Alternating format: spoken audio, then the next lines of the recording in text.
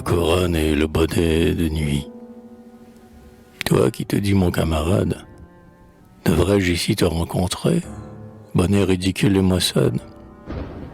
Le jour, peux-tu bien te montrer, si ce n'est offrant de malade? Quel espoir te retient, sire? Dans l'indolence et peu emblème, te crois-tu chez ces fainéants qui te saignaient pour diadème? Va, le prince à qui j'appartiens porte autrement que la couronne. Vois tout l'éclat qui m'environne. C'est de lui seul que je le tiens. Actif dans la paix, dans la guerre, ce roi ne se repose guère.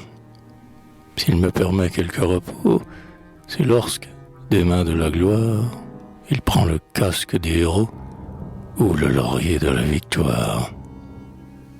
Mais le bonnet, jusqu'à ce jour, fit-il jamais venir son tour? Pourquoi donc sortir de l'armoire?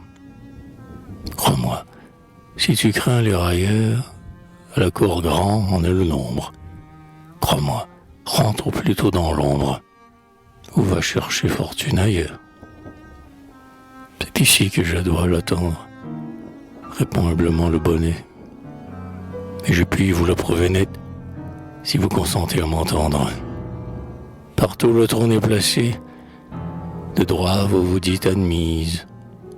Eh bien, moi, je me crois de mise, partout le lit est dressé. Qu'en est-il en cette demeure? Nature et père, tel ses droits? Ou, par bonheur, les yeux des rois seraient-ils ouverts à toute heure?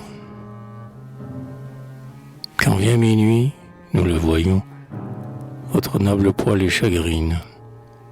Et l'on dirait que quelque épine les tourmente sous vos rayons. Mon règne alors succède au vôtre, le front de toute majesté, qui veut dormir en liberté, doit être coiffé comme un autre. Et puis, mais sois-y entre nous, n'est-il pas d'autres soins plus doux qui font quitter la compagnie et l'habit de la cérémonie?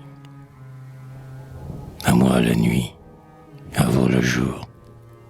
Ouais, bien que votre orgueil en gronde, mon crédit, même ici, se fonde sur les premiers besoins du monde, sur le sommeil et sur l'amour.